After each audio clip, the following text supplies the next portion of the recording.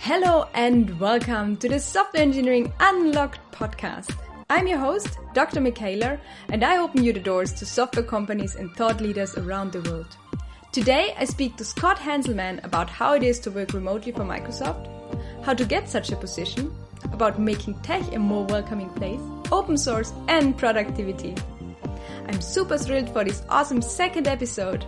I hope you enjoy it. If you like it, support my work by spreading the word.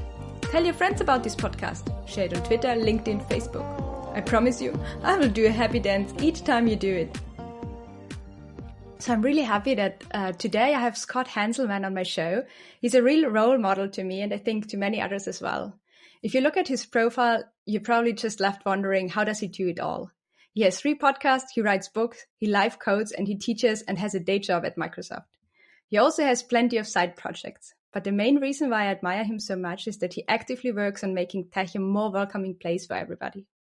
I've never came across a more diverse podcast that inspires me over the years. So yeah, I'm a big fan of Scott and I'm super happy that he joins me today. So welcome, Scott. Thank you for being here. Hi, thank you. That was a very kind introduction. Yeah, I'm really a big fan. So, Scott, there's so much that I want to talk with you. And maybe let's start with the fact that you're actually working remote from your home office for Microsoft. You did that already many years before it was sort of cool, right? And I listened to many tips that you actually had online, how to make that work. But I also want to pick your brain today because I'm also working remote and I'm a big remote advocate. What I wondered is, how did you actually come to work remote for a not really remote company? So how did you manage to get that remote job? Well, it really kind of depends. I mean, Microsoft is 130,000 people. I think it was 90,000 when I started. And it isn't fair, I think, to take a company that big and say, oh, it's remote friendly or, oh, it's not remote friendly. Microsoft is like 100,000 person companies, or it might even be 1,000 100-person companies. And each one has their own kind of like style. And while there's the larger Microsoft, culture, different groups are remote friendlier than others. And I happen to work for the developer division where I think the numbers are 22% of our folks are remote. And I just happen to be one of them. I was one early because I work here in Portland and I just did not have any interest in moving to Seattle.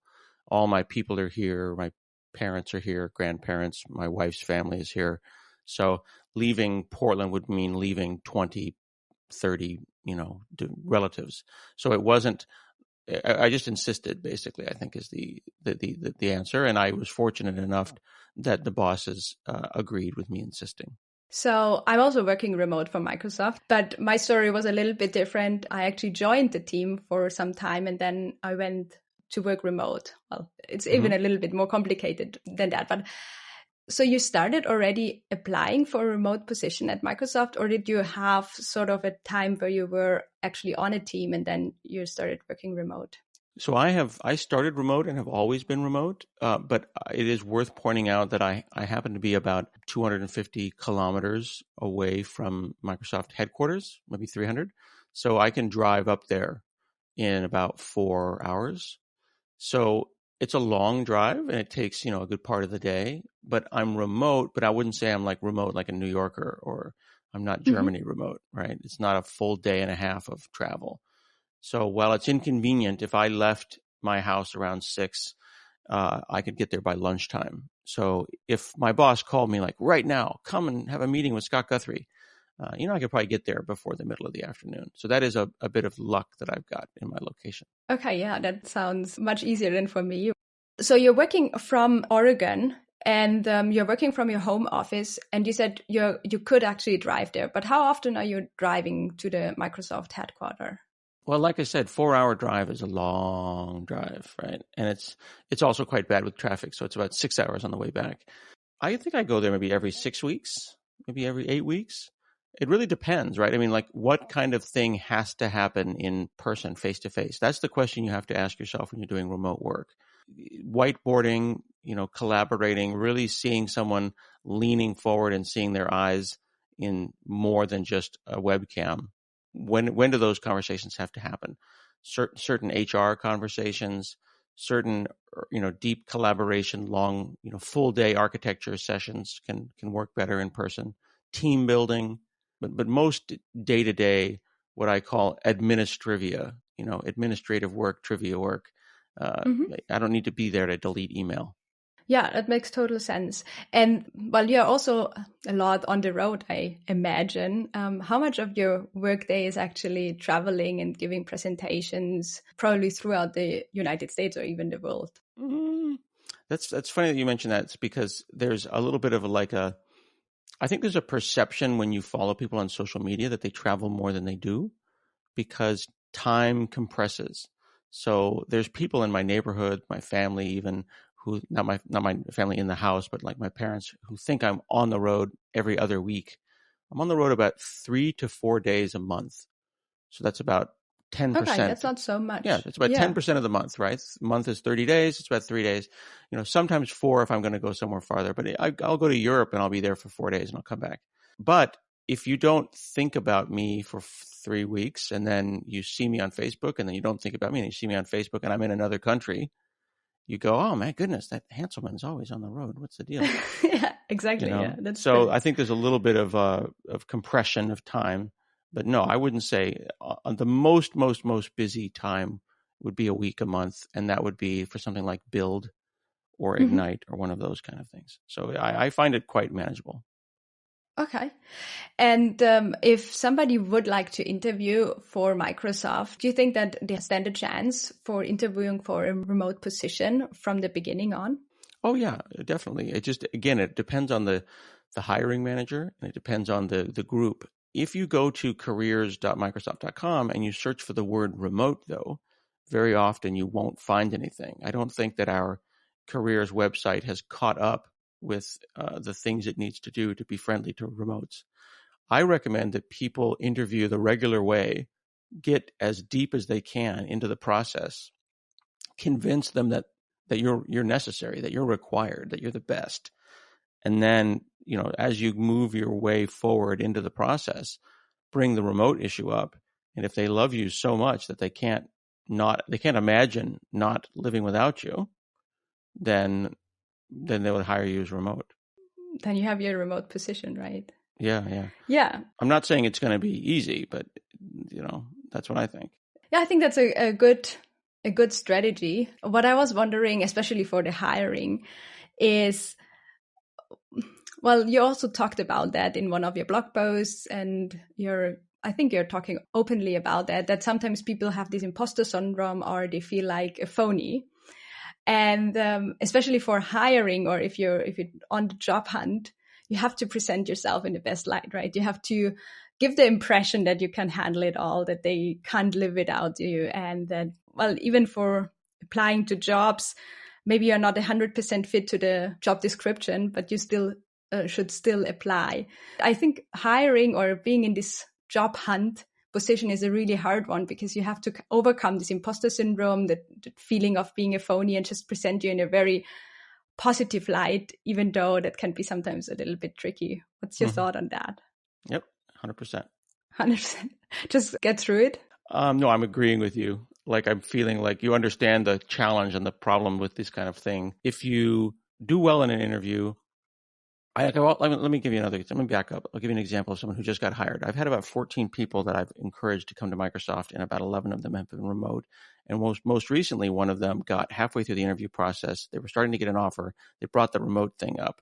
They thought the offer would disappear. But then they said, well, I could come and live in Redmond for 2 months in an apartment, and then I would be remote. So they compromise, they negotiate, and then that worked out. Does that make sense? Yeah, that makes sense. Yeah. That you're also showing that you're, well, understanding the problems that come with the remote world. Because if you're starting with a Exactly. team and you don't know them, right, it's quite a challenge. You don't get it as easy if you're on site and you can work through like those 2 months and get to know everybody, get to know the processes. I mean, it's a big corporation, so you have to also understand how people work, how the organization works, and all of that. I think it's much easier if you're on site than if you're in your own home office and trying to catch up what's actually going on around there. Mm-hmm. Exactly. So are you hiring yourself? Are you involved in the hiring processes at Microsoft? So there's two different things there. There's that when people say, "Are you hiring?" Microsoft's always hiring because there's always people coming and going. There's always Mm-hmm. this seasonal come and go. Like we're coming up on review time right now, and that's a very common time for people to move to other projects, other divisions, or sometimes leave the company. Am I personally hiring? No, I have a team of 4, but I do get involved in the hiring process. So I'm Mm-hmm. very often on what's called an interview loop. So if you come to Microsoft and do an interview, they call it a loop because you're kind of going around and talking to lots of different people. So I am very often one of the looping interviewers. And what are you looking for in an interviewee? What qualities are you looking for in a person that interviews at Microsoft? I've always said that I cared about problem solving, and everything else can be taught. If you come and you're able to break problems down, I am not interested in trivia or that you know MSDN or you've memorized an API or you know everything there is to know about some keyword. I want to know that you understand systems thinking and how systems work together and the recognition that there is a system.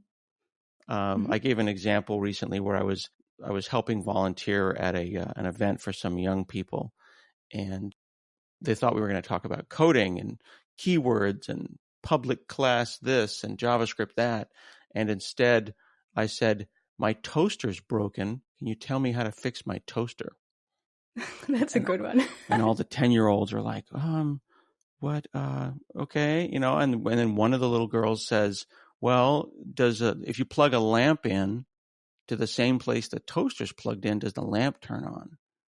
And Oh, I that's a knew, right, good one. that's a programmer, isn't it? Yeah. Right? Yeah. I mean, she's never programmed. She's only 10 or 11 or whatever, but she's like, well, hang on. Is there power?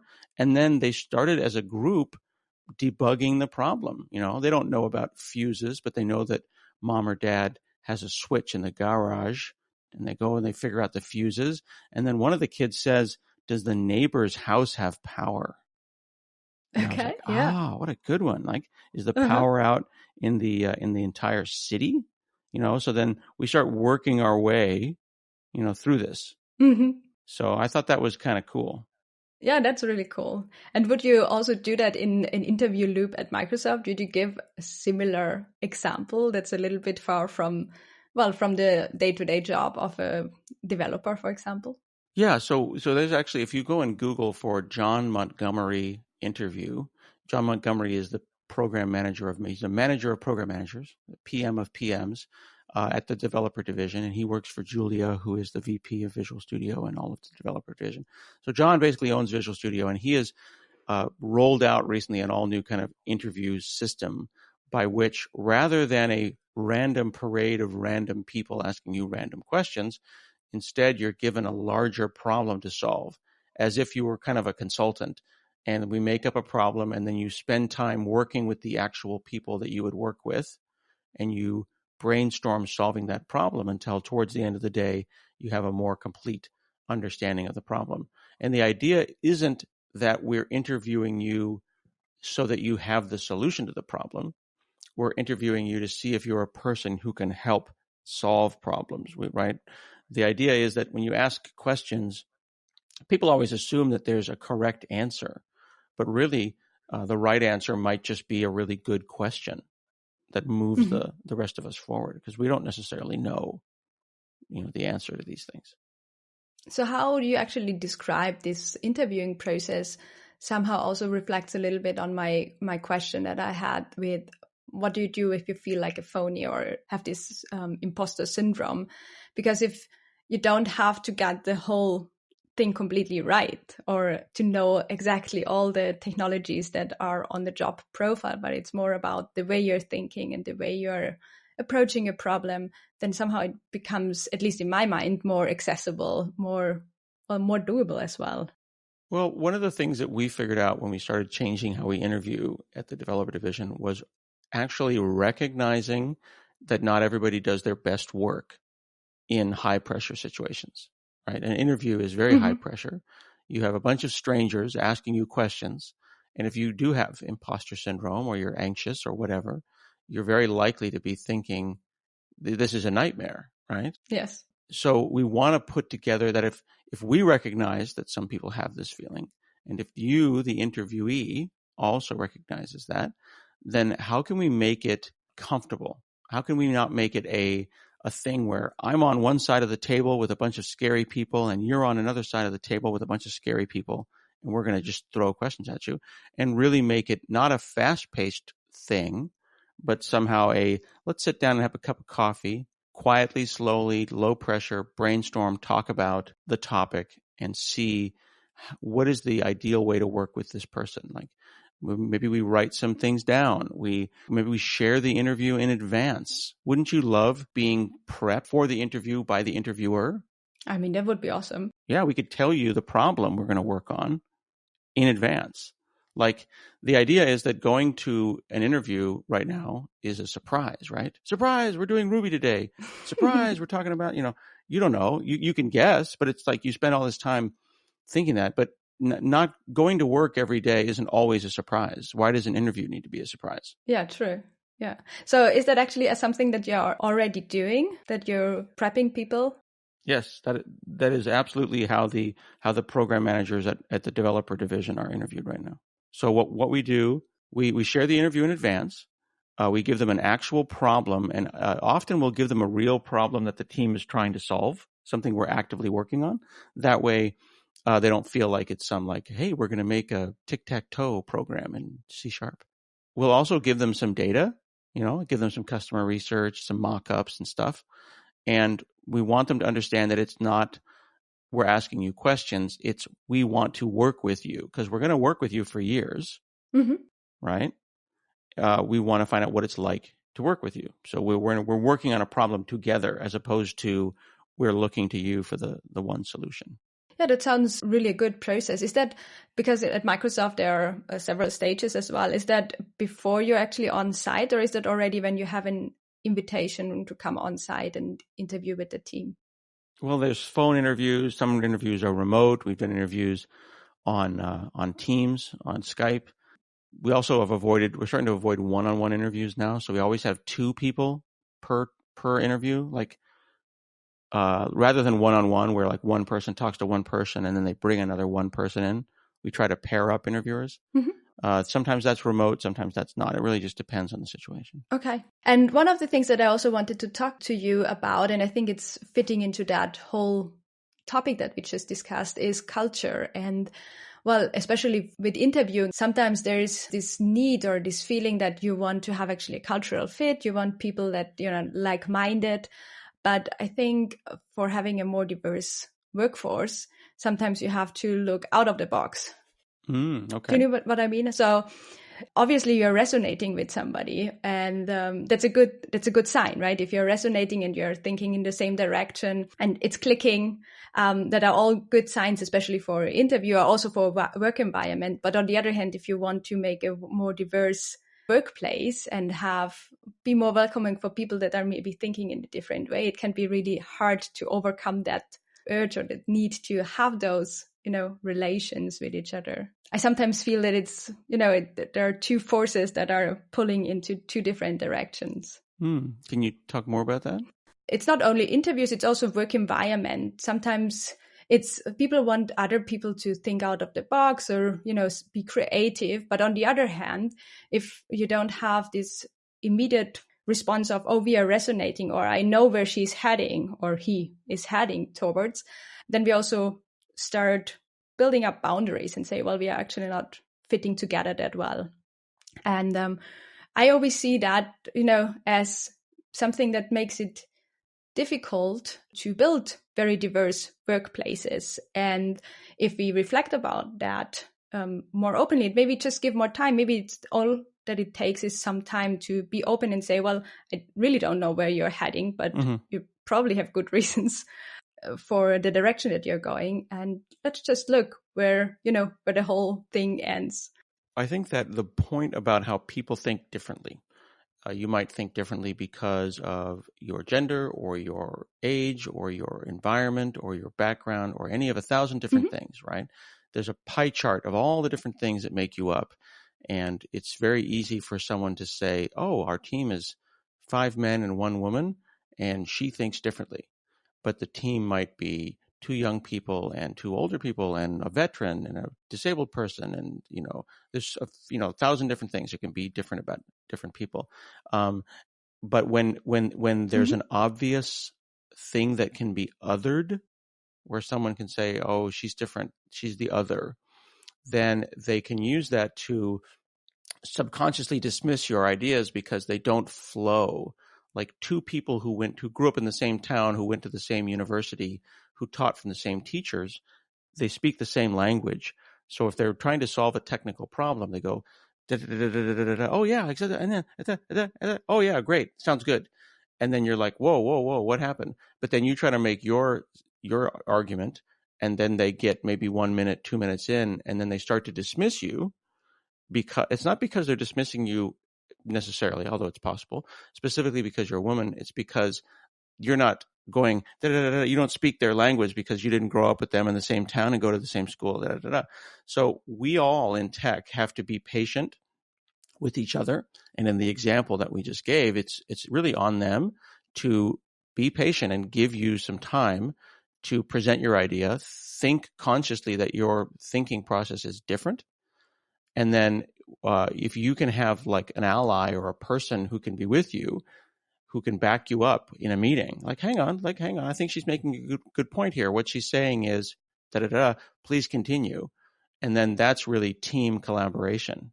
And then they'll learn your language. And then ideally, the whole team will build a new language, right? When I say language, I mean just kind of the shortcuts that we use to express ourselves, to communicate. The 3-letter acronyms, all the Microsoft isms or whatever that we're using. Yes, that's exactly my point. So I think that sometimes it's just the time that we have to give others, and also some patience, and some, also put some trust forward first, like thinking that what person has to add to the story or to the problem is actually valuable, and not dismiss it at the beginning. One of the things that goes also into that direction is I tried to, for example, get into open source recently. And I searched for how to pick the right project, the right technologies and things like that. And I came across also your First Timers Only website, where you line out this process and try to make it easier for people to work with open source. And I think here something similar is happening. You're an outsider. Doesn't matter who you are, but if you haven't worked in open source yet, you're sort of an outsider, and you have to really understand the whole processes that happen there. So I went through those whole steps in this guide, and I think that's really helpful to understand how to make a commit and pick issues and things like that. But one of the things that I came also across is there are several people raising their hands saying, oh, I want to work on that. And then nothing happens. And then another person says, oh, I want to work on that. And then nothing happens. I mean, I didn't do a very exhaustive search, but I saw that pattern over and over. And what I started to think about is, what's the best approach to help people get into open source, but on the other hand, also being able to identify who are the people that actually follow through, or why aren't some of them following through? Is it because nobody raises their hand and says, well, I help you with that, you want, and I help you? Are they waiting? I was wondering, are they waiting that somebody says, oh, I help you with that, and that's why nothing happens? Or is it the other way around? Are people helping and then they are not following through? Well, I do think that there is a certain thing in open source that have you ever heard the term, their eyes are bigger than their stomach? When you want some cake and you have a piece of cake and you get a nice big giant piece, but then you realize after the fact, oh man, this cake is too big. I think the same thing happens. Very common problem. Well, I think often in the space of open source, people's eyes are bigger than their stomachs. It's easy to say, I'll take that feature, or, I'll take that bug. And then you realize that maybe you've gotten in over your head. So the easiest thing to do is just to do nothing. And I'm not trying to blame anybody. I'm just pointing out that that's just how things happen. It happens in all things in life. It's the same thing that happens with that, that email that's been sitting in your inbox for 3 months that you really need to spend time on. It's really, really important email, but it's still been there for 3 months and nothing's happening because it's just so big. It's such a big deal. I think that if you're in a community already and you know the people, I do think that coaching, helping, some accountability, hey, do you need any help on that feature? I noticed it hasn't moved forward, is helpful. If they are total strangers, that's hard. Like if a total stranger has said, I'll help with that feature, and then they've done nothing, it's kind of difficult to go and say, hey, total stranger, I thought you were going to help me with this free thing that we're doing for free in our spare time for free, right? Yeah. So I think that the best way to get people involved in open source is small stuff. Get them working on docs, get them doing tests, help them do things so they can have an early win. Right. If the first thing you do on open source is a complete feature or a complete redo of something, that's asking an awful lot, I think. But if the first 10 things you do are, tiny bug fixes or one-liners, I think you'll be more likely to kind of get the open source bug. Then you'll be known and they'll say, oh, there she is. She's helpful. She's helped us in the last month with a half dozen things. And then you're going to feel appreciated and like someone who can ask for help. And they're going to go, oh, yeah, of course, she has reliably shown up for small things. Now we'll help her with this medium thing. And then you'll do the same because now that you're doing medium things, you'll look backwards down the ladder and you'll help people come up the ladder by helping them with small things. Yeah, I like that. I like that a lot. Actually, when I looked at that, that's also what I thought is probably the best approach, is just consistently show up and, do your work and also build those relationships with the people that are working on that open source project already, so that they also know that if they invest their time in you, it's not sort of wasted. Yeah. One of the things that when I look through your profile and what you all do is, as I said at the beginning, it looks like, well, how do you do it all? And I also watched some of your talks about productivity and how you focus on, the things that have to be done or that, bring you closer to your end goal, and be able to cut out all of the distractions and say no to things that are not helpful. I think and you also made this point that, there's this efficiency and effectiveness, and you can run really fast. If it's the wrong direction, it's not bringing you closer to your goal. But do you have some thoughts on how you actually find your goal? Sometimes, especially if you're new to something, it's more like a fly going in, little circles and trying to get, to the window. Exactly. And so it's not always, I want from A to B, because you actually don't know where B is, or you don't even know if you want to be. Right. But you look busy and you feel busy because you're moving, right? Yes. The fly who's running in a circle trying to get to the window sure feels like it's busy. But how can we cut through those search times? So how can we make that more efficient? How can we know what we are actually looking for or what we should work towards, especially if it's unknown? Like, say you're really new in tech, and then you look through all these technologies that there are, and then you look at the different companies that there are, and you're just wondering, should I learn JavaScript, or should I learn C#? Should I learn React? Should I just pick a company that I want to work for and then learn their tech stack? So there are many different angles. I think it's easier if you know where you're heading to. How can we make it easier for us to understand where we are heading? That's a tough one. There are things that will happen in your life that will happen simply because you were lucky and you were in the right place at the right time, talking to the right people. And if you overplan, then those spontaneous things don't necessarily happen. But I think it's more likely for people to underplan. There's a lot of folks that let their lives happen by default, and whatever happens, happens. I tend to not only plan more, but also try to sit down and think about what the plan is. One of the examples that I give in some of my talks on productivities is, when was the last time that you sat down and made a meeting with yourself to think about your day and what you need to do? So, like, how often does one say, I'm going to put a meeting on the calendar for 1 hour to sit down and make a plan? But instead, we rush from meeting to meeting to meeting to meeting, or from bug to bug to bug. And again, we are the fly running in a circle.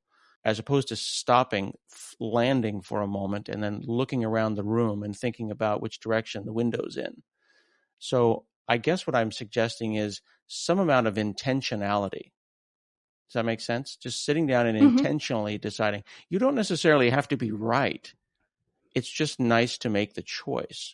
I think what happens is we get analysis paralysis, where we're paralyzed to make a decision because we think it might be the wrong one. But I would propose that at least it's a decision. So I think to sit down, take stock of your situation, of your day, of your life, of your month, and break it down, and then pick a direction, remembering that you can always change direction as long as you do it with intention. Yeah, true. So one of my questions, and maybe a little bit differently phrased, would be, you wrote a book, you started those podcasts, you're doing those talks and going to conferences. Is there some master plan behind that? Or is it just because you're really liking that? Like, is it, for me, for example, writing a book would be, well, I like to write that book. I like to talk or think about that subject, and I write that book, but there wouldn't be a real big master plan behind it. For you, is there something like that? You think, well, those are the steps, those are the things that I have to do to, be in that place in 2 years or 3 years? No, there's no master plan. Is this podcast your master plan? No. Yeah. You're doing it because it's enjoyable, right? Yeah, exactly. Right. Yeah. So I do most of my things like that. Yeah. And that's I pick great. the things that I enjoy and then do it. Yeah. And it's great. And then what'll happen is you'll do the podcast, and maybe you'll do some video stuff. You'll give a presentation at a conference. Then you'll go and do one overseas, and you'll put international speaker on your talk. And then someone will refer to you as an influencer with a podcast who's an international speaker. And then you'll go on a podcast, and someone will say, was that part of the master plan?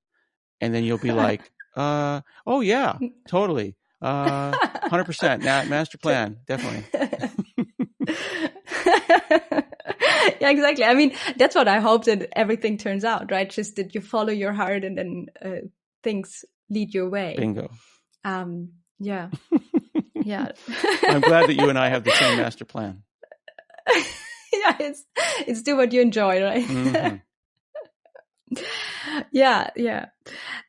So I actually ask people on Twitter also what they would like me to ask you.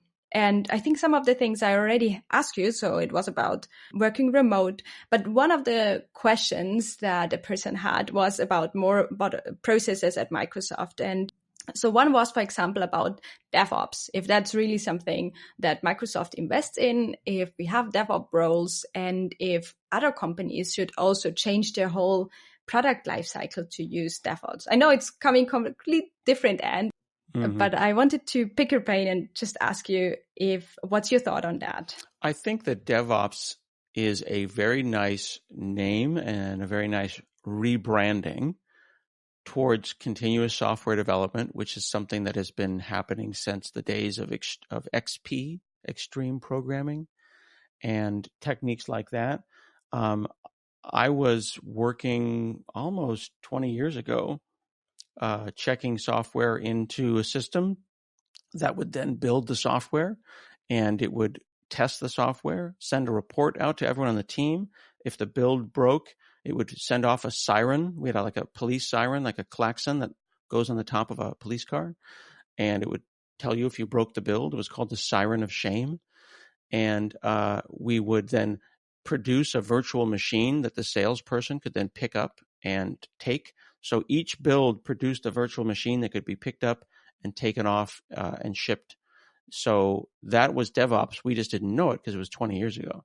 Now, everyone who was in the space of kind of extreme programming or pushing what was software engineering to the limits at those times was experimenting on what's the best way to create software, not the computer science of it, but the actual software engineering of it. DevOps is just really great branding of the thing that has been done for many years. But I would say that DevOps in 2019 is extremely refined. While 20 years ago, we were just making it up and trying, fail fast, fail often. And there was no real formality to it because we were learning. But DevOps is absolutely essential. If your software system is being built on, Fred's machine or Anna's laptop under her desk, then that's probably not a very good software development process. And yes, one should be absolutely doing as much investment in DevOps as they can, but just remember that when you name it DevOps, what you're really talking about is the kind of the engineering science of delivering software, the way you should have always been delivering it before. It's just fun to say DevOps. Yeah, I totally agree. I mean, I worked on the tools for software engineering team, and one of the things that we did was exactly that. We were concerned with the build, with the testing, with the continuous integration of the software, and I think it's a very critical part. Absolutely. Of your software development lifecycle. Mm-hmm. So I think I want to thank you for being on my show. Thank you that I could pick your brain for so many different topics, and it was a really pleasure talking to you. And thank you very much. Absolutely. It was my pleasure. And I hope that we get lots of great guests and that you do hundreds and hundreds of shows and we get to hear your voice more. Yeah, that would be great. Thank you so much. Have a good day. Bye-bye. Scott. I hope you enjoyed another episode of the Software Engineering Unlocked podcast. Don't forget to subscribe, and I'll talk to you again in 2 weeks. Bye!